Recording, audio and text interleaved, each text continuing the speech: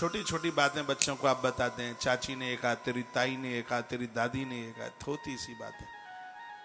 बच्चों के सामने ऐसी बात मत कीजिए। बहुत माताओं को मैंने देखा है, बहनों को, बेटा चाची के कमरे में चला जाता है तो कनपटी में दे थप्पड़ दे थप्पड़। अरे तुम लड़ाई मानते हो तो बच्चों को ये कुछ संस्कार मत डालिए। तुम्हारे वात्सल्य में इतनी ताकत होनी चाहिए कि बेटा तुम्हारे बिना रह ले, लेकिन बेटा चाची और बड़ी मम्मी के बिना ना रह पाए। हम लोगों ने रामायण में यही तो पढ़ा है। रामायण में कैकेयी माता और माता कौशल्या और मां सुमित्रा की कथा आती है। 1 मिनट में ये कथा मैं सुनाता हूं आपको। कैकेयी माता को भरत उतना प्रिय नहीं है जितना कि राम प्रिय है। वो तो मंथरा बीच में आ गई थी।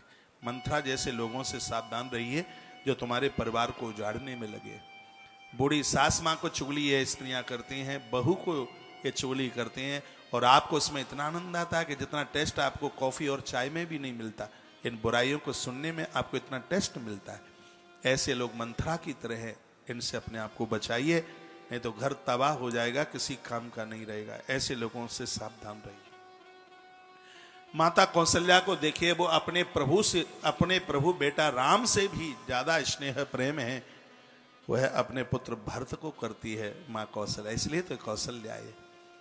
और प्रमाणित करने के लिए बात उस समय की है जिस समय राम वन के लिए चले गए थे। भरत नंदियाल से आए, सबसे पहले मां कैकेयी के भवन में पहुंचे, इसलिए क्योंकि मेरे प्रभु 24 घंटे में से 20 घंटे मां कैकेयी के महलों में रहते हैं, और मैं इधर जाऊंगा तो मुझे सबका दर्शन एक साथ हो जाएगा। इसलिए श्री भरत मां कैकेयी के घर की तरफ पहुंचे। लेकिन उस समय जो वहां का वातावरण, जो वहां की स्थिति देखी, भरत चीख पड़े, भरत रो पड़े और कहने लगे, हे शत्रुघ्न भैया, इन अपराधियों का मुंह देखते रहोगे तो कष्ट पारे से बाहर होगा। यदि शांति चाहनी है तो माता कौशल्या की गोद में जाके डुबकी लगाएंगे। और भरत माता कैकेयी के भवन से सीधे मां कौशल्या के भवन पर दरवाजे पर जाकर के पहुंचे और पत्थर की शिला की तरह गिर पड़े। कहने लगे, हे मां, हे मेरी मां, इस अभागे भरत के लिए क्या ये किवाड़ खुल जाएंगे? मां सुमित्रा ने वचन शब्द सुने। मां सुमित्रा दौड़ पड़ी और जाकर के माता कौशल्या को कहा, हे माता, ऐसा लगता है कि दरवाजे पर कहीं बेटा भरत तो नहीं आ गया। उसकी चीखने की आवाज सुनिए। मां कौशल्या ने जैसे ही ऐसा सुना तो माता दौड़ पड़ी। कमजोर हो चुकी थी, कुछ खाया पिया तो था नहीं। जिसका पति दुनिया छोड़ करके चला गया, उस नारी के ऊपर क्या बीतती है ये वही जानती है। वो दौड़ करके आई और उसने कपाट खोला तो भरत चरणों में पड़े हुए थे। भरत ने चरण पकड़ लिया और कहा, हे मां, इस अभागे का मुंह मत देखना जिसकी वजह से आज अयोध्या नाथ हो गई। इस अवध का पालन हारा मेरा पिता चला गया, मेरा मुंह मत देखना।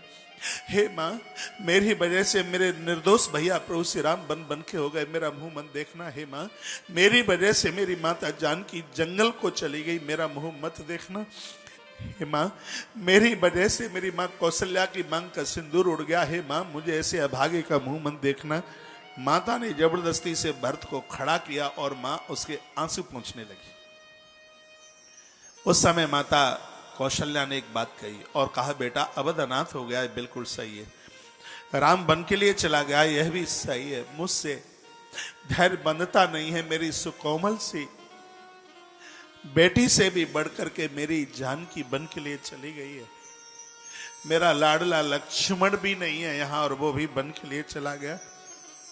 और पिता तुम्हारे सहन नहीं कर पाए, आज दुनिया छोड़ करके वो चले गए, उनकी मृत्यु हो गई है। हे भरत, लोगों को इस बात का आश्चर्य है कि महाराज तो राम के विरह में मौत को प्राप्त हो गए, लेकिन ये कौशल्या अभी तक जीवित कैसे है? तो ये राज मैंने किसी को बताया नहीं है। भरत बेटा, यह बात मैं तुझे बताती हूं।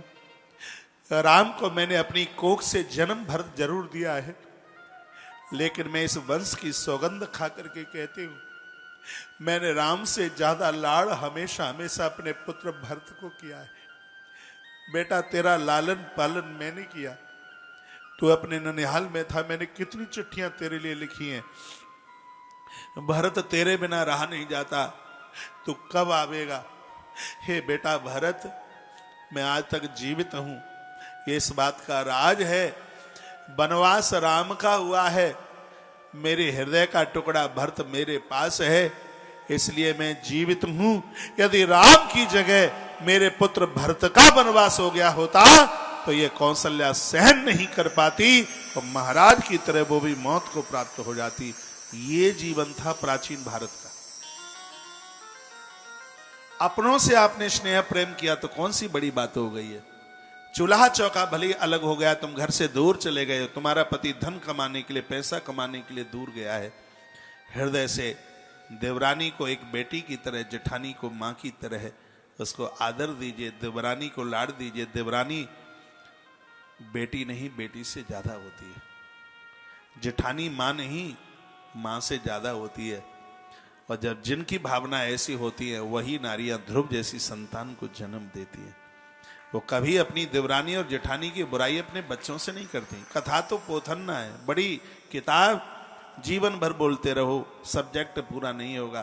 कथाओं में सिर्फ कहानी और किस्सा नहीं, ये कथाएं अपना परिवार बदले, परिवर्तन करे, जीवन को सुखमय और आनंद में बना। ये कोई बात है 40-40 साल हो जाती है जेठानी और देवरानी में आपस में बोल चाल नहीं होती। क्या है ये?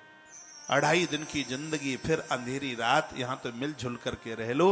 संसार एक बहती हुई नदी की तरह है। इस संसार में लकड़ी के गठर बहती हुई नदी में बीच में आकर के मिलते हैं, फिर अलग अलग हो जाते हैं। यही दुनिया है। कौन कब तक का है, कौन हमारे बीच में से कब चला जाएगा। अच्छाई बुराइयां पड़ी रह जाएंगी, तो बुराइयों के काबिलता में नहीं, हमारे पास अच्छाइयों का ऐसा उपहार हो जो दुनिया को हम बांटते रहें, जगत को देते रहे। ऐसा जीवन जीने की कोशिश करना। जो ऐसा जीवन जिए उसी को सुनीति कहते हैं।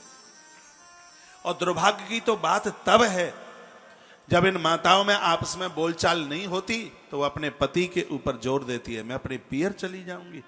यदि तुमने अपने भाई को बात करी तो, तुमने अपने माता पिता को बात करी तो, ऐसी ऐसी धमकियां। मैं कथा कहते हुए कभी नहीं थकता भगवान की कृपा से, लेकिन मेरे पास ऐसे भी क्वेश्चन, ऐसे भी प्रश्न चल करके आते हैं। अब भारतीय परंपरा से जुड़ी हुई देवियां हैं। ये वो भारत की संस्कृति है जहां 100-100 लोगों का भोजन एक ही चूल्हे चौके में बनता था।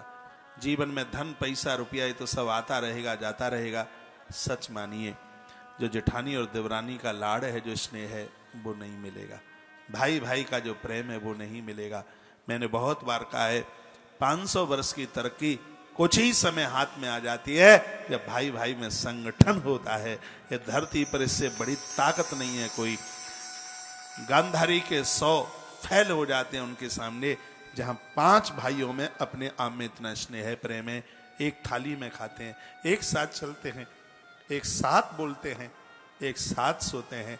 यह है माता कुंती के 5 पहलवान, जिनके सामने दुनिया लोहा मानती थी। काल भी सामने आने को तैयार नहीं होता था।